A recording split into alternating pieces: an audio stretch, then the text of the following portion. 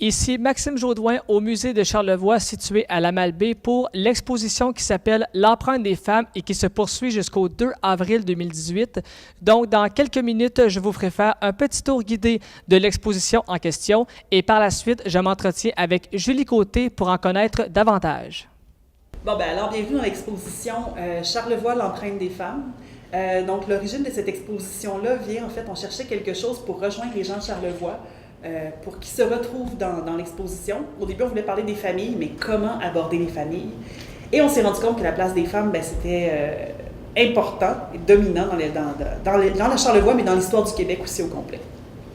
Alors, pour commencer l'exposition, ben, on entre dans une zone où on présente 8 femmes qu'on considère importantes dans Charlevoix. Il y a Hosanna Shaw, qui est la mère des Tremblay d'Amérique. Donc, comme il y a beaucoup de Tremblay dans Charlevoix, ben, elle est très importante pour la région. Il y a Marie Grenon. Marie Grenon, c'est la fille de Jean-Baptiste Grenon, dit Hercule. Si vous connaissez le fromage, la laiterie de Charlevoix, il a été nommé à cause de Jean-Baptiste Grenon, qui était l'homme fort. Marie Grenon, sa fille, était tout aussi forte que son père. Donc, on raconte un peu l'anecdote qui fait la légende autour du personnage, en fait. Donc, elle portait quelque chose comme un minot de sel, qui est l'équivalent de 40 kilos à peu près. Et à un moment donné, il y a quelqu'un qui a dit « Je vais vous aider », un monsieur bien galant, qui dit « Je vais vous aider, madame, je vais vous aider à transporter votre paquet ». Puis elle portait tout légèrement, il pensait que c'était des vêtements, puis il l'a ramassé, puis il s'est rendu compte que c'est un petit peu plus lourd que ce qu'il pensait. Dans les autres personnes importantes, il y a Marie-Catherine Delzenne, qui n'est pas née dans Charlevoix, mais qui a marié, au bout de longues péripéties, qui a marié Pierre de Salles-Laterrière, qui est devenu seigneur des Éboulements. Monique Kless, qui a épousé John Warren. Encore là, des Warren, il y en a beaucoup dans Charlevoix, principalement du côté de la Malbaie. Donc, Monique Kless, qui est une Canadienne-Française, et il y a beaucoup de Canadiennes-Françaises qui ont épousé des soldats écossais à la fin du 18e siècle, début du 19e siècle. Donc, elle fait partie de ces cas-là. Donc, Monique Kless, considérée importante, qui n'est pas non plus née dans Charlevoix, mais enfin, qui a marqué l'histoire. Félicité Anger, évidemment, première romancière canadienne-française, connue sous son pseudonyme de Laure Conant.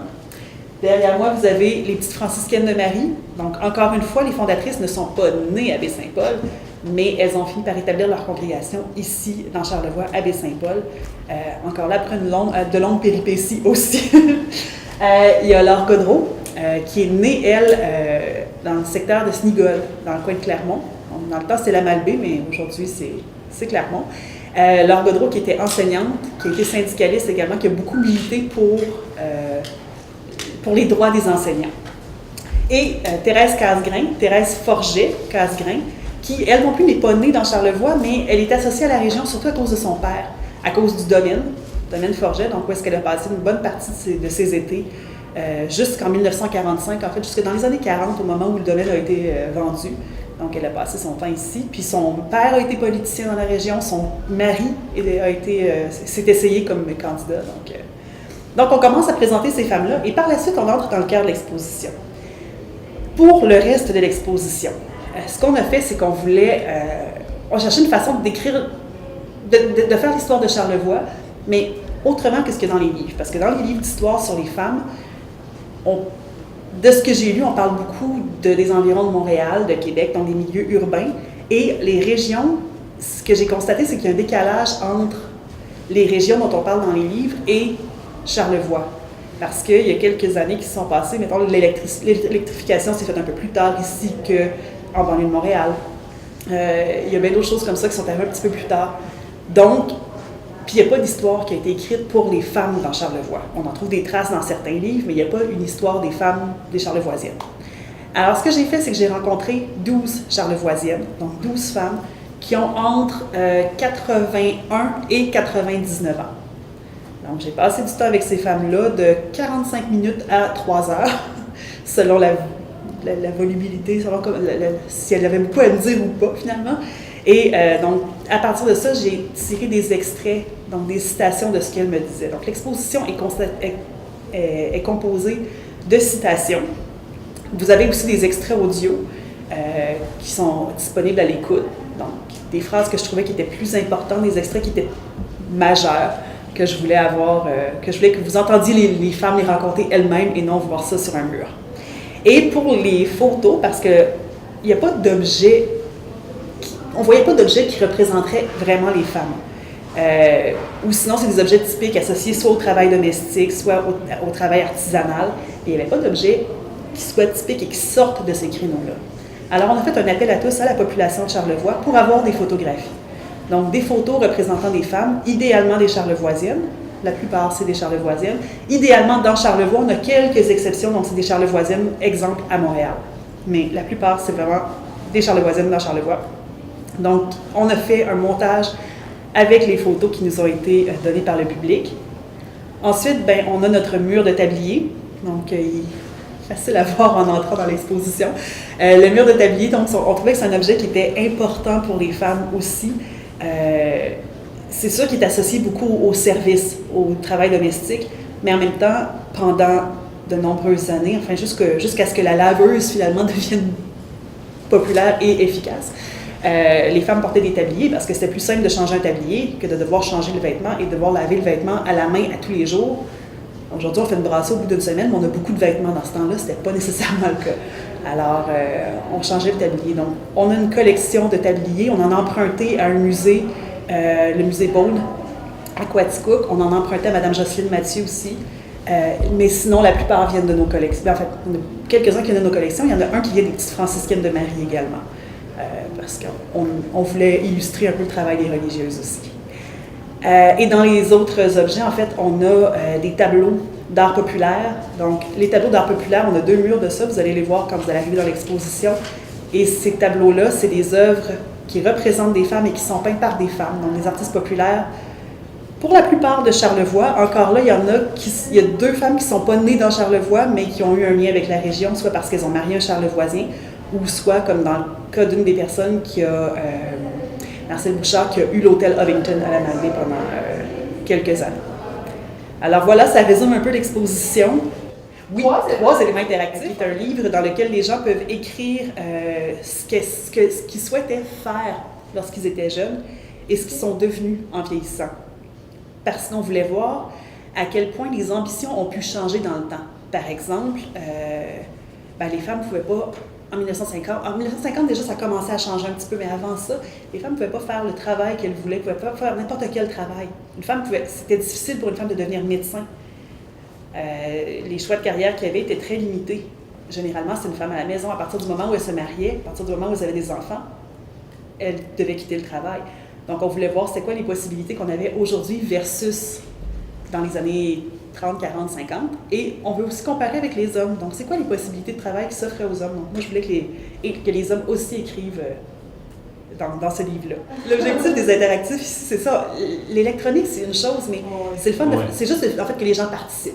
Donc, on a un tableau noir sur lequel aussi les gens peuvent écrire le nom d'une femme inspirante. Donc, si vous voulez vous essayer à écrire le nom d'une femme qui vous inspire sur notre tableau, on a déjà des noms qui ont été écrits par des visiteurs hier, donc vous pourrez avoir la chance d'écrire un nom d'une femme qui vous inspire ou qui vous a inspiré. Et on a évidemment un interactif en lien avec les tabliers. Donc, Natacha Audet nous a fait de magnifiques dessins, en fait. Elle nous a fait de magnifiques dessins illustrant les utilisations du tablier. Donc, tout au long, vous avez 9 petites portes. Sur le dessus, vous avez une illustration qui représente quelque chose et on vous invite à deviner dans ce contexte-là, avec l'illustration que vous voyez, comment est utilisé le tablier. Donc, vous pourrez faire le test vous-même. Donc, c'est un interactif qui peut être le fun en famille, justement. Donc, prendre le temps de regarder, se questionner, essayer de deviner avant de lever la porte pour voir ce qu'il y en a. Julie Côté, pour l'exposition L'empreinte des femmes, un super beau titre qui va bien. Qu'est-ce qui vous a motivé tout d'abord à choisir ce slogan-là pour l'exposition? En fait, on cherchait un titre qui allait représenter le contenu de l'exposition et ce qu'on a tiré des témoignages. Et c'était de voir à quel point les femmes avaient laissé une trace dans l'histoire. Mais en même temps, ces femmes-là, moi, quand je les ai interviewées, me disaient « j'ai rien fait de spécial ». Alors, c'était le côté un peu trace, ombre, on va dire. Donc, l'empreinte, je trouvais que c'est un beau titre qui démontrait ça. Donc, une trace discrète. Les gens qui vont venir voir l'exposition, on a des beaux tableaux, vraiment du linge, on a des belles citations aussi qui ont été remémorées. Donc, les gens, en gros, peuvent s'attendre à quoi à voir ici. On retourne en arrière, on peut revoir l'époque aussi, comment ça fonctionne? L'exposition, en fait, est constituée principalement de citations. Donc, moi, j'ai rencontré 12 femmes de Charlevoix qui ont entre 81 et 99 ans. Et ces femmes-là m'ont raconté leur histoire. Et de leur histoire, j'ai extrait des citations, donc des bouts de phrases qu'elles me disaient. Donc, c'est majoritairement ça. On a énormément de photos parce qu'on a fait des appels à tous auprès de la population de Charlevoix. Donc, on a quelque chose comme une centaine de photos dans l'exposition et j'en ai encore plus que ça dans mes bureaux. On a des extraits audio. Donc, les femmes que j'ai interviewées, il y en a que j'ai réussi à extraire de bons témoignages que je voulais laisser les gens écouter. Donc, je vais les laisser découvrir la voix. Alors, vous pouvez écouter avec un casque d'écoute, écouter ce que les femmes ont à dire finalement. Vous avez les tabliers. Donc, vous parliez de textile, bien, les vêtements, en fait, c'est des tabliers. Donc, les tabliers, c'est associé à l'histoire des femmes. C'est associé aux femmes, en fait, au travail domestique, beaucoup, mais c'est aussi que c'est jusqu'aux années 60, 50, 60, toutes les femmes portaient des tabliers parce que faire le lavage à la main, bien, c'était long et ardu, fait qu'on ne lavait pas la robe à tous les jours. Alors, on portait le tablier, c'était plus facile à changer. Donc, on a un beau mur de tabliers.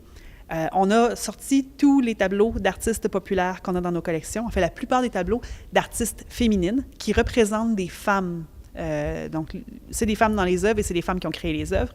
Et en introduction, je finis par l'introduction, mais dans l'introduction, vous avez 8 charlevoisiennes. 7 charlevoisiennes plus un groupe de femmes. Donc, des femmes qui ont marqué Charlevoix, chacune à leur façon. Les tabliers dont on parle, est-ce que c'est des tabliers qui ont été donnés par des gens ou encore on parle de tabliers cousus à la main? C'est des tabliers, en fait, la plupart ont été faits à la main. Je pense qu'il y en a peut-être quelques-uns qui sont de facture industrielle, mais je ne suis pas certaine. La plupart des tabliers, c'est des prêts. Donc, nous, on en a quelques-uns qui viennent de nos collections. Il y en a qui nous ont été prêtés par le musée Beaune, qui est à Coaticook. Et il y en a qui nous ont été prêtés. Il y en a un qui a été prêté par l'espace muséal des Petites Franciscaines de Marie. Et les autres, c'est Jocelyne Mathieu, qui est une ethnologue spécialisée en textile, qui nous en a prêté quelques-uns de sa propre collection. Présentement, en arrière-plan, on a des photos, des belles photos d'époque, des gens avec du linge d'époque. Est-ce que parfois, il y a des gens de la population qui viennent ici et qui reconnaissent ces personnages-là? C'est arrivé.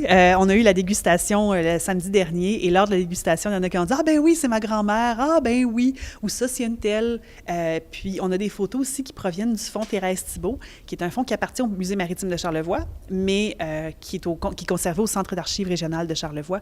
Et puis, il y a quelqu'un qui m'a dit « Ben oui, moi, j'avais la maison à côté de chez Madame Thibault, puis j'ai vu les photos qu'elle avait prises. » Puis, donc, il y a des liens qui se créent comme ça. Donc, les gens vont se reconnaître dans l'exposition ou reconnaître des gens de leur famille. Forcément. Exactement, parce qu'on revit une époque aussi, on recule même avant les années 50 ou les années 30, parce qu'on peut voir, bon, au niveau du linge, au niveau du cadrage, on peut voir que oui, on retourne à une certaine époque, là. Exactement. Dans le fond, les cadres, on a fouillé dans nos collections pour aller chercher des vieux cadres. Pour l'époque, bien, on se concentre entre 1860 et 1960. Donc, on arrête en 1960 parce que c'est là que la modernité frappe vraiment et qu'il y a vraiment une transition importante qui se fait. Donc, un changement important qui se fait. Donc, les citations, on arrête en 1960. Les photos, c'est avant 1960. Donc, l'époque est marquée comme ça. L'exposition qui se poursuit donc pour encore un bon bout là, de ce que j'ai pu comprendre. L'exposition, donc, ouvre ses portes avec le vernissage le 20 mai et se termine le 2 avril 2018, donc le lundi de Pâques. Et le mardi de Pâques 2018, on ferme la salle pour 5 semaines, on part en montage pour une nouvelle exposition. Vous en saurez plus l'hiver prochain. Excellent. Bien, on vous souhaite un bon succès, également de bons commentaires parce qu'honnêtement, il y a du linge ici, des tableaux absolument incroyables, des citations, même on retourne dans les années avant même ma naissance moi-même. Donc, c'est sûr que pour nous, c'est un choc, mais c'est bien de voir l'époque que les gens vivaient et qu'on peut découvrir aussi le paysage et tout ça. Donc, je pense que ça va être un beau succès et je vous le souhaite pleinement. Merci beaucoup.